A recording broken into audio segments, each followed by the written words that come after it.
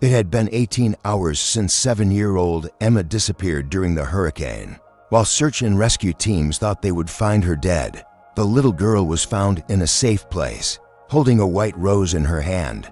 But who had taken her there? What Emma would tell would shock all of Florida. This story took place on September 15, 2023, in the small coastal town of Seaview, Florida. That day, Hurricane Helena was hitting the coast with category 4 intensity, wind speeds of 150 miles per hour, wave heights of 25 feet, and in the middle of this chaos, little Emma Rodriguez would disappear. But first, let me tell you about Emma and her family's story, because sometimes miracles are born from the darkest moments. Emma Rodriguez was one of the most beloved children in Seaview. 7 years old, with brown eyes, light brown hair, and always smiling, she lived with her mother Maria Rodriguez in a small blue painted house on the edge of town.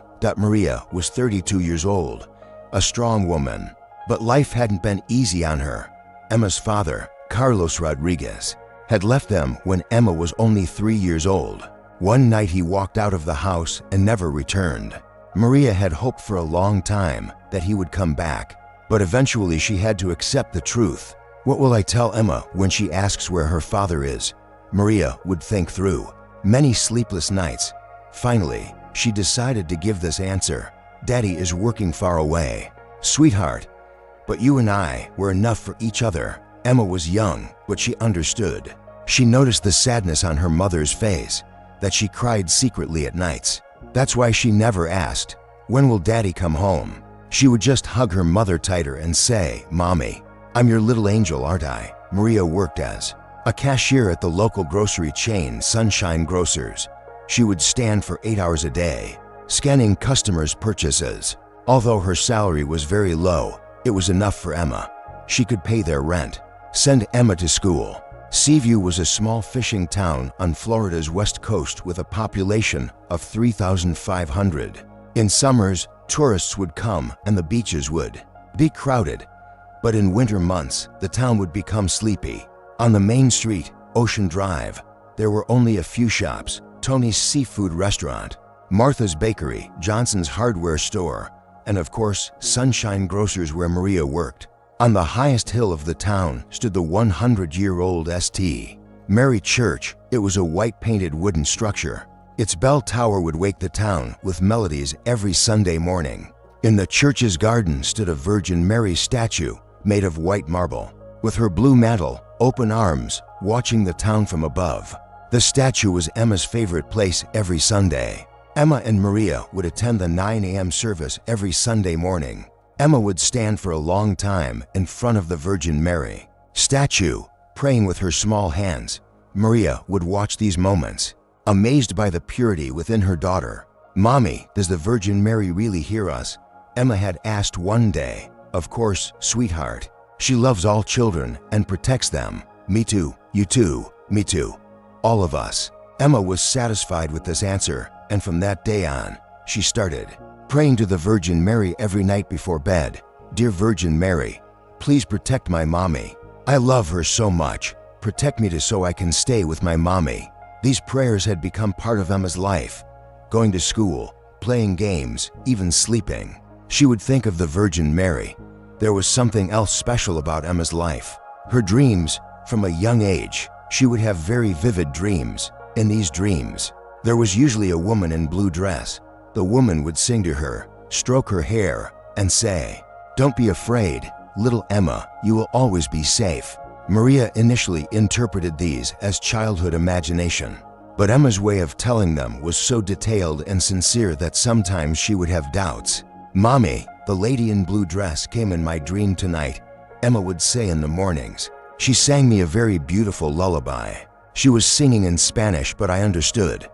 "What was she saying, sweetheart?" "She said, 'Little lamb, your mother is a very strong woman. You are her pride. She is your angel. You two will always be together."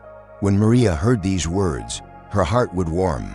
Maybe Emma's imagination was a tool that gave them hope in their difficult times. The townspeople loved Emma very much. The store owner, Mrs. Johnson, would say, "Emma is our little sunshine." The barber, Mr. Thompson, would ask Emma every time he saw her, "How's our little angel today?" Emma would smile at everyone and be kind. Emma's closest friend was Sophie Martinez, who was in the same class. Both were 7 years old and did everything together. After school, they would build sand castles on the beach and collect seashells. "Emma, do you ever wonder about growing up without a father?" Sophie had asked one day. Emma had stopped and thought, "Sometimes, but my mom is both my father and mother, and the Virgin Mary is like my mother from heaven, so I'm actually very lucky." This maturity was surprising for a 7-year-old child. Asterisk, this peaceful, tranquil life would end on the morning of September 15, 2023. Asterisk, that Thursday morning, Maria woke up at 6:30 a.m. as usual. Emma was still sleeping, curled up in her small bed with her blanket, hugging her teddy bear Teddy. Maria went to the kitchen, prepared her coffee, and turned on the television. On the Weather Channel there were worrying news. Hurricane Helena has intensified to Category 4 and is expected to make landfall near the Florida Gulf Coast this afternoon. Maria's heart started pounding. Seaview was right in Helena's path. She immediately woke Emma up. "Sweetheart, wake up. You need to go to school." Emma woke up rubbing her eyes. "Mommy, is there school today? It's so dark outside." Indeed, the weather was unusually dark. The clouds looked low and black. The wind had also started to pick up. While getting Emma ready, Maria kept following the news. Helena was approaching rapidly. It was estimated to reach Seaview in the afternoon. At breakfast, Emma asked, "Mommy, you look worried. Did something happen?" "A big storm is coming, sweetheart. But while you're at school, I'll make the preparations. I'll come get you early in the evening." Emma nodded. "The Virgin Mary will protect us, won't she, Mommy?" "Of course, sweetheart." But Maria wasn't at ease. They had never experienced such a big hurricane before. After dropping Emma off at school, Maria went to work. There was a panic atmosphere at Sunshine Grocers. People had rushed in to buy water, canned goods, batteries, candles. Maria's manager, Mr. Jackson, had said, "Maria, if the storm gets worse, we'll close early. You should prepare your home." During lunch break, Maria went home and started preparations. She taped the windows, brought outdoor furniture inside, prepared an emergency bag. She put Emma's favorite toys, blankets, important documents, water, and food inside. At 1 p.m., the school principal, Mrs. Peterson, called. "Mrs. Rodriguez, we're closing school early due to the hurricane warning. Please come pick up Emma." Maria ran immediately. When she arrived at school, parents were lined up to pick up their children. Everyone looked worried. When she saw Emma, "Mommy," Sophie's mom said, "a very big storm is coming." "Is it true?" "Yes, sweetheart, but we're ready. We'll go home and make the final preparations." At home, Emma watched Maria's preparations. The little girl sensed her mother's anxiety, but wasn't afraid. She believed the Virgin Mary would protect them. At 2:30 p.m., the electricity went out. Maria lit candles and did her final checks around the house. The news on the radio was frightening. Helena is now a strong Category 4 hurricane, with winds up to 155 miles per hour. Residents should seek immediate shelter. "Mommy, where will we go?" Emma asked. "To the town school. That's the evacuation center. We'll be safe there." Emma packed her teddy bear, favorite book, and special secret diary in her small bag. In her secret diary, she had letters written to the Virgin Mary. "Dear Virgin Mary, I played so beautifully with Sophie today. Thank you. Mommy looks a bit sad. Please make her happy. I love you, Emma." She would write such letters frequently. At 3 p.m., they left the house. The car wouldn't work due to the hurricane. They had to walk. The evacuation center, Seaview Elementary School, was only 10 blocks away, but the wind had intensified. Walking, Emma held her mother's hand tightly. "Mommy, the wind is so strong." "Yes, sweetheart, but we're strong too."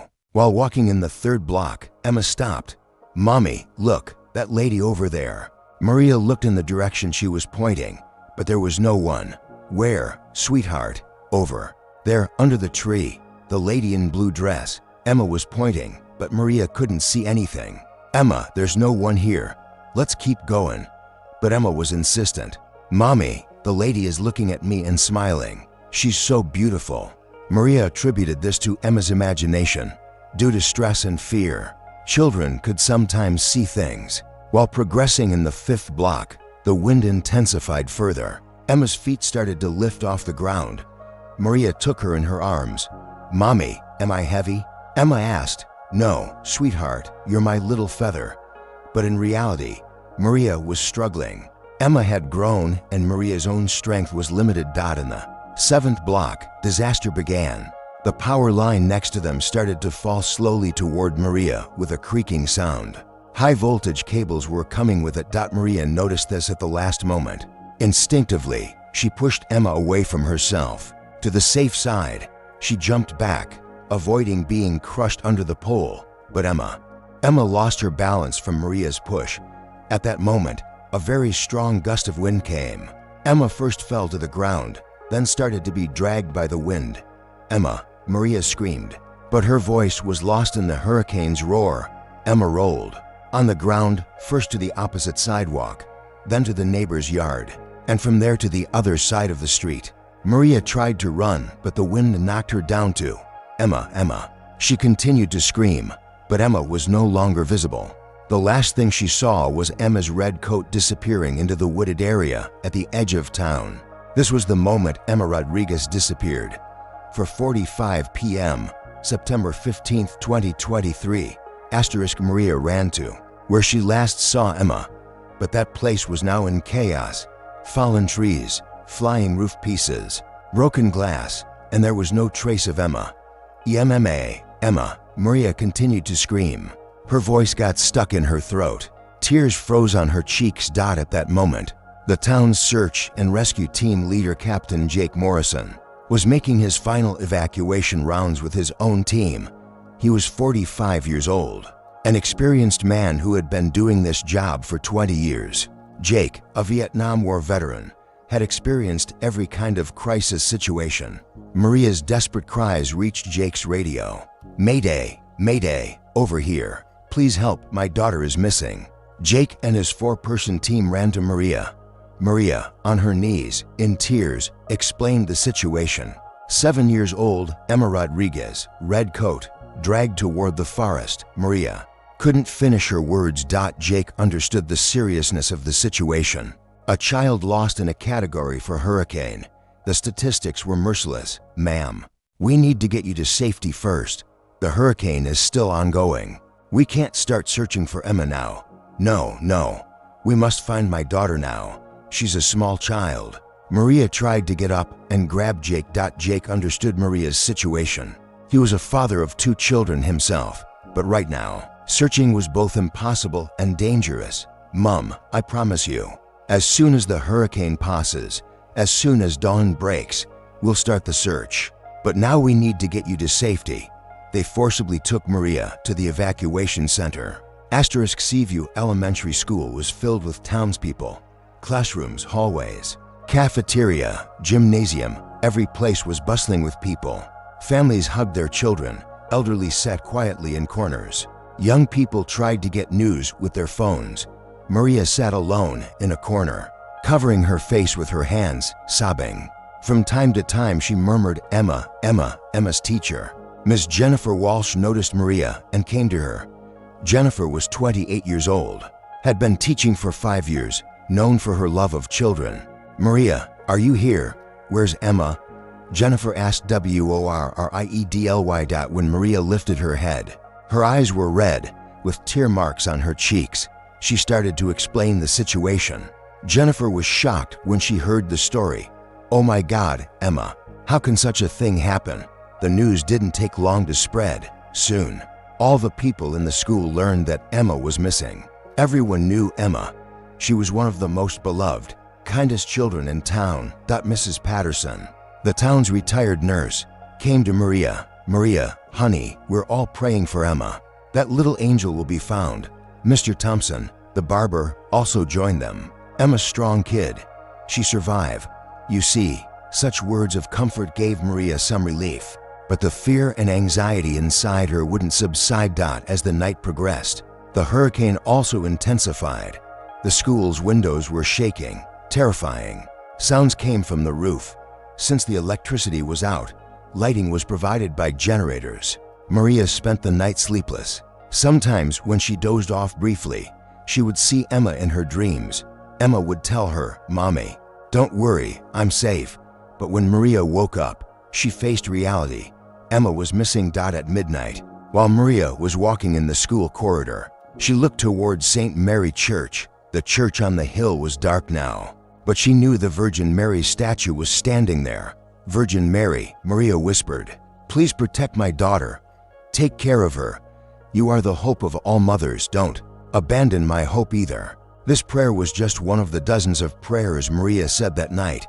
At 6 a.m. in the morning, the hurricane had passed, the wind had stopped, the rain had ceased, but the town was in ruins. Jake Morrison and his team started the search operation. With the first light, the team included experienced search and rescue specialists Officer Sarah Chen, Marcus Thompson, David Wilson, and Dr. Emily Foster alongside Jake. The wooded area where Emma had disappeared was where the hurricane had hit the hardest. Trees were uprooted, the ground was turned upside down. "This is bad," said Sarah Chen, examining the area. "A child couldn't survive in this chaos." Jake was thinking the same thing, but was trying not to lose hope. "We start systematic search. Every square meter. Use the dogs, use the drones." Search dogs sniffed Emma's clothes to get her scent. Then they were released into the forest. Maria also insisted on joining the search team. Jake had objected. "Ma'am, this is dangerous. You should wait at the shelter." But Maria was determined. "That's my daughter. I will find her." Jake finally agreed.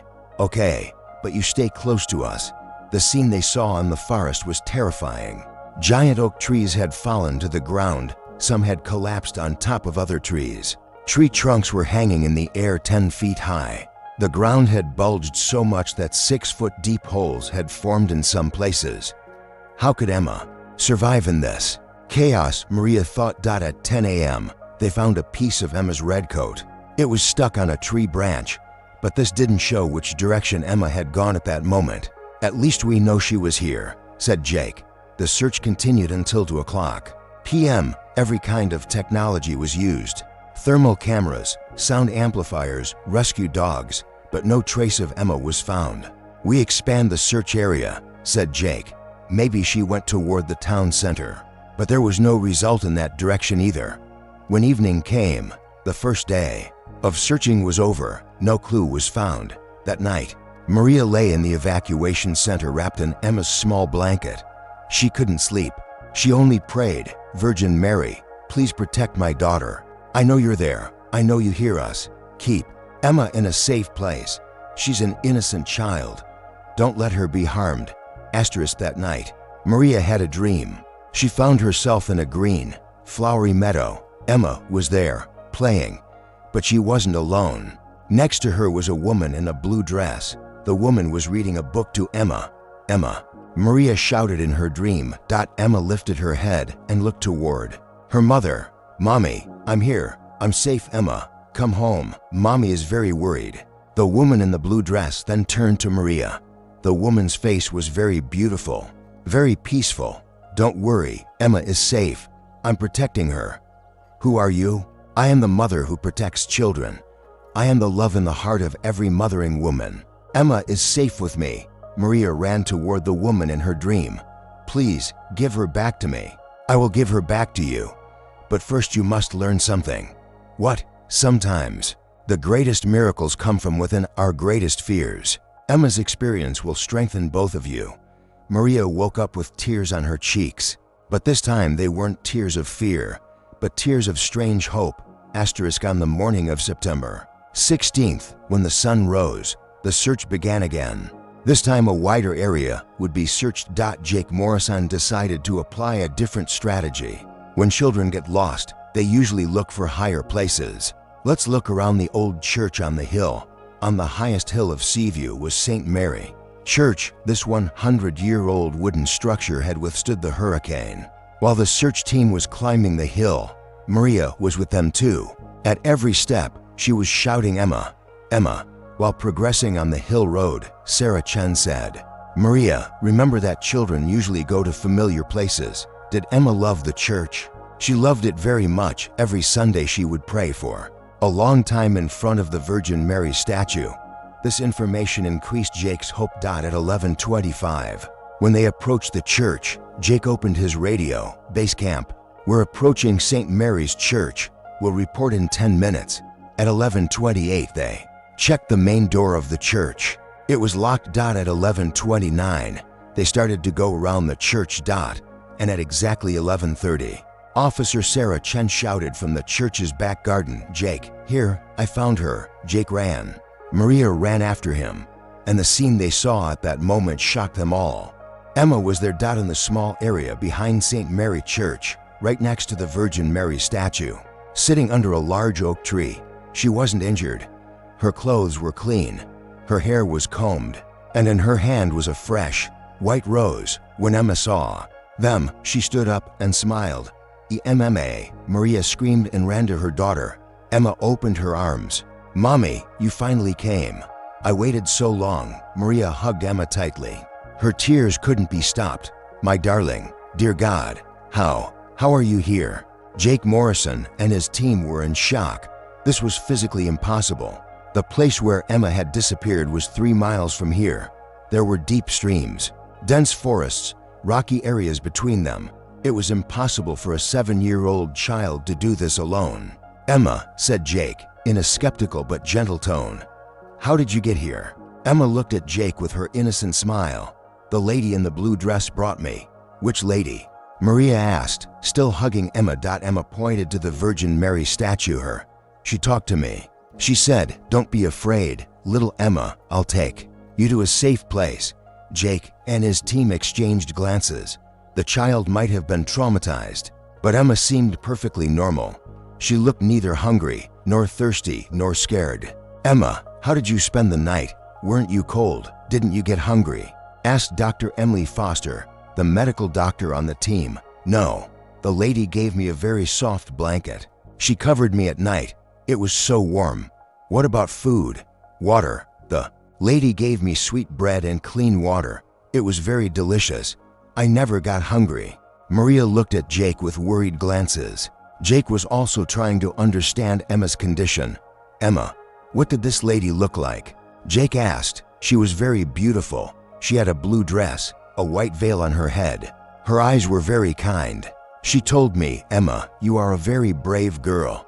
Maria's heart started pounding. The person Emma was describing was exactly the traditional appearance of the Virgin Mary. "Emma, what else did this lady tell you?" Maria asked. Emma thought. "She said many things. She said, 'Your mother was very worried. Tell her that I'm always with you. You're not alone in difficult times.'" These words deeply affected Maria. "Also," Emma continued, she said, "people sometimes have trouble believing in miracles, but love is stronger than everything. And I love you." Jake Morrison was surprised that such deep and meaningful words came from a 7-year-old child. It seemed impossible for Emma to say such words on her own. Sarah Chen started to examine around the church. Emma's footprints were only where she was sitting. There was no trace of how she got there. "Jake, this doesn't make sense," said Sarah. "There are no footprints leading here, no broken branches, no disturbed ground. It's like she just appeared." Jake had noticed the same thing. This was against the laws of physics. "Emma," said Jake, "how did the lady in the blue dress sing to you?" Emma's face lit up. "Oh, very beautiful songs. She was singing in Spanish, but I understood. One was about mothers. One was about protecting children. Do you remember how it went?" Emma started to hum a Spanish melody with her small voice. The beauty of the melody affected everyone. Maria knew she had never heard this melody before. Emma didn't know Spanish either, but now she was singing it as if perfectly. "Emma, you've never heard this song before," Maria said. "Yes, but when the lady was singing, I understood. I understood with my heart."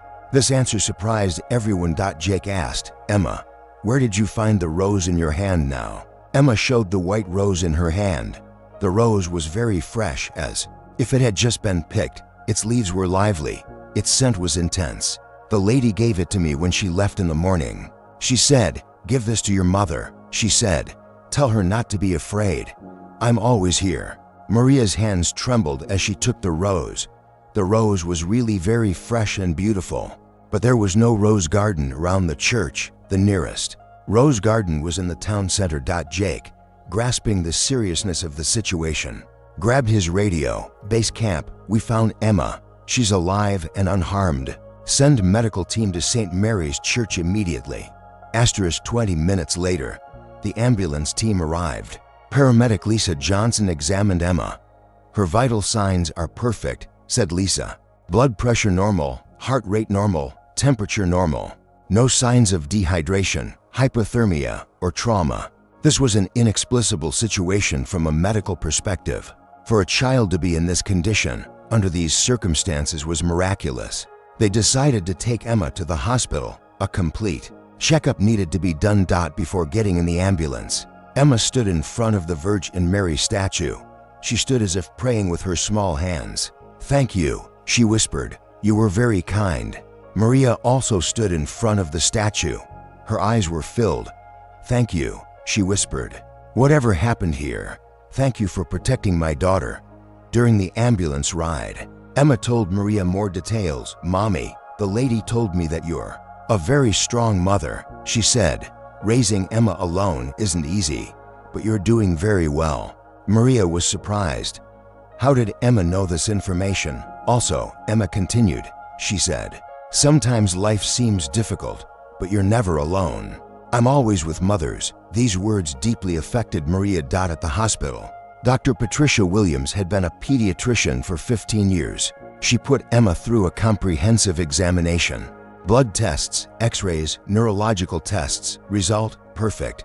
"Health, Mrs. Rodriguez," said Dr. Williams. "This is inexplicable from a medical perspective. Emma's condition, considering the circumstances where she was found, should be classified as a miracle." "What do you mean?" "A child who was missing for 18 hours in category for hurricane conditions. Being in this state, no dehydration, no hypothermia, no trauma, not even signs of stress. This is medically impossible."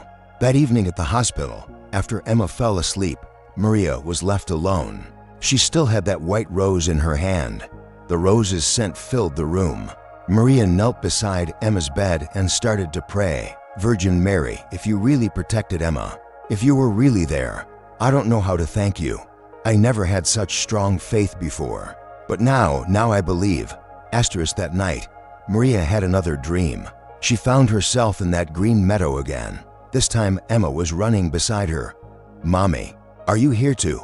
"Yes, sweetheart, in my dream." "This isn't a dream, Mommy, this is real." At that moment, the woman in the blue dress approached.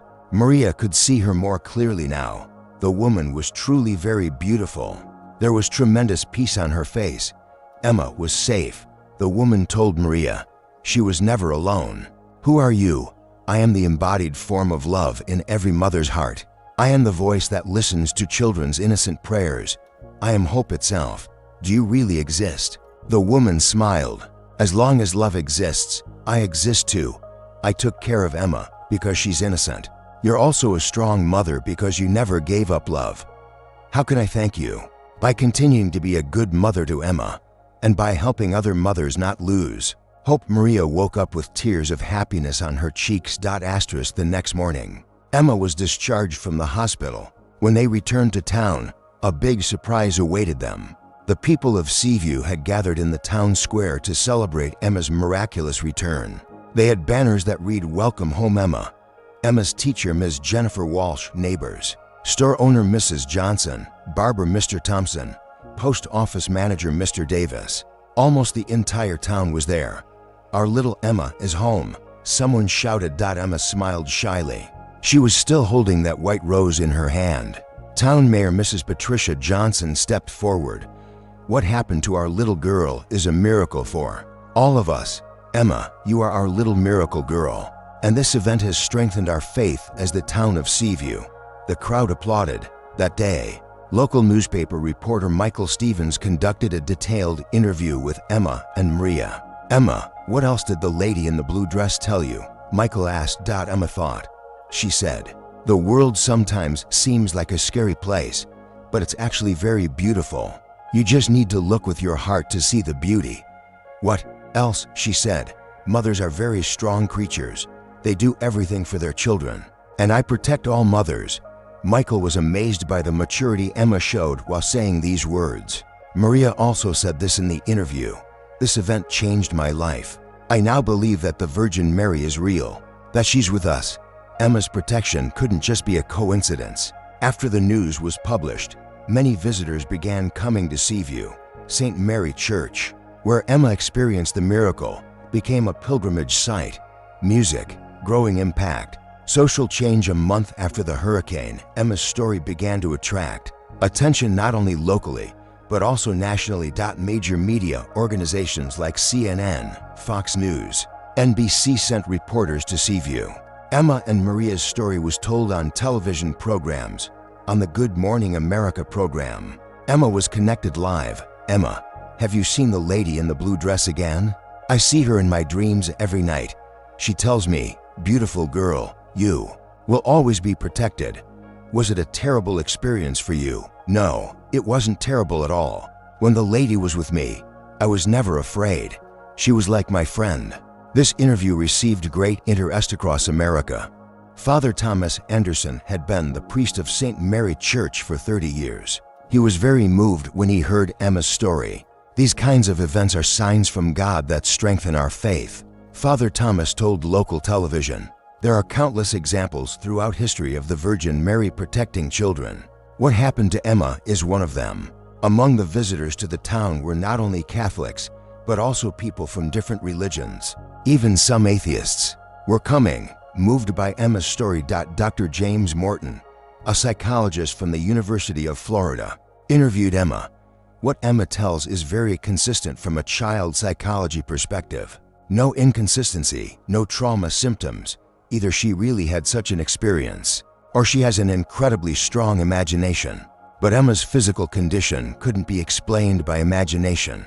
Music, deepening mystery, growing faith. 3 months after Emma's miracle, other events began to happen. Some of the visitors to St. Mary Church reported having strange experiences there. Mrs. Carol Henderson, a 65-year-old woman from Miami, said she smelled a strange scent while praying in front of the Virgin Mary statue in the church garden. It smelled of roses, but there were no roses around. Mr. David Chen, a businessman from Los Angeles, reported experiencing inner peace while praying in front of the statue. I had stress problems for 20 years, but after praying there, I felt peaceful for the first time. The most striking was little Timothy Walsh's story. Timothy, a 5-year-old child with cerebral palsy, had visited St. Mary Church with his family after hearing Emma's story. Timothy's mother, Susan Walsh, tells, Timothy had never been able to walk, but when we reached in front of the statue, he suddenly tried to stand up. He took 2 steps. Doctors couldn't believe this. As such events increased, the Catholic Church started an official investigation. Archbishop Michael Rodriguez, Archbishop of Miami, established a commission to examine Emma's story and the events that followed. As the Church, we take such claims very seriously, said the Archbishop.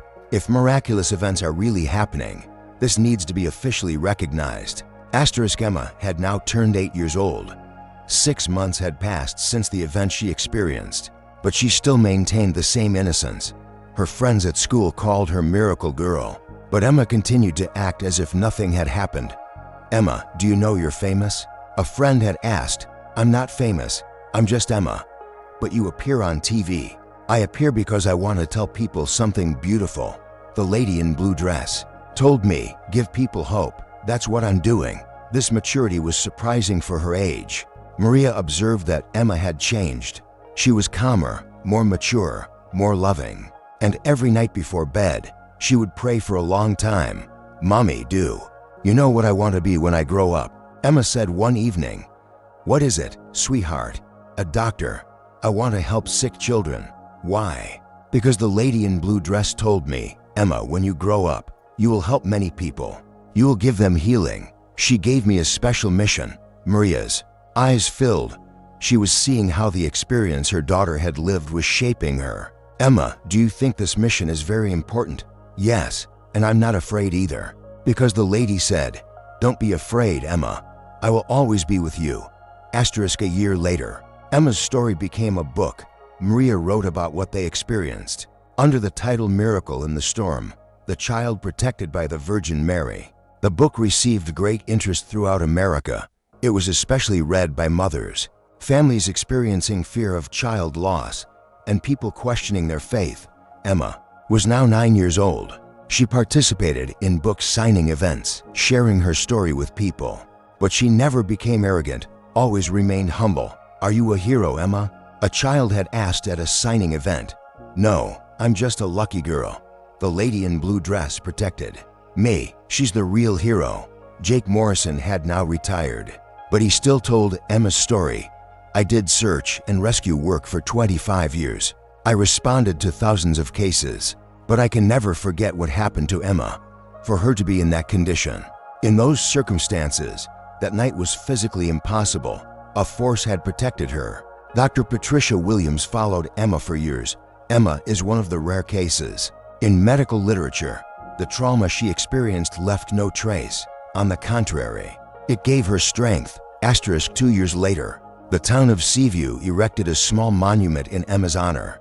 They placed a plaque reading Children's Guardian in memory of Emma's miracle next to the Virgin Mary statue in St. Mary Church's garden. Emma was now 11 years old. She still went to church every Sunday, prayed in front of the Virgin Mary statue, and she still carried that white rose with her.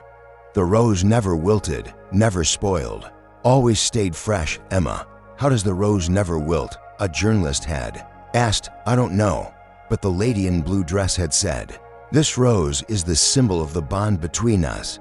As long as you love it, it will stay beautiful, and I will always love it. This answer showed the power of the faith Emma carried within her. Today, Emma is 12 years old. She continues to live in Seaview. She loves school, plays with her friends, is a normal child, but at the same time, a very special child. Every year during hurricane season, Emma says a special prayer at St. Mary Church, both for her own town and for children in danger around the world. Emma, you've grown up now. Do you still see the lady in blue dress? She was asked in an interview. I see her in my dreams every night. She always tells me this, Emma. There are many children in the world waiting for protection like you. When you grow up, help them. How will you help them? I'll become a doctor. I'll heal sick children, but not just with medicine, with love too. This goal was inspired by the miracle Emma had experienced. Emma's story is not just a story of disappearance and finding.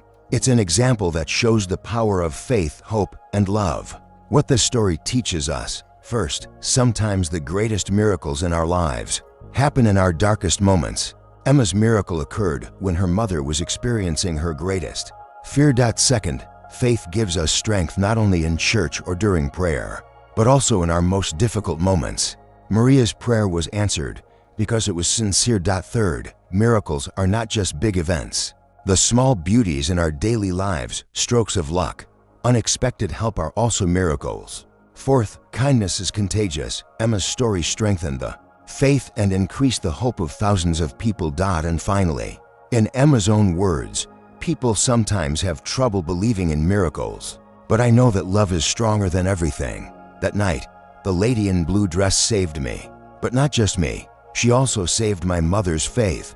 Now we're both stronger because we know we're not alone. Emma's story will continue to be told because some stories are not just moments that remain in the past. They are signs that give hope to future generations. And maybe while listening to this story, you will notice the miracles in your own life, because miracles are everywhere. You just need to know how to look with your heart. Asterisk.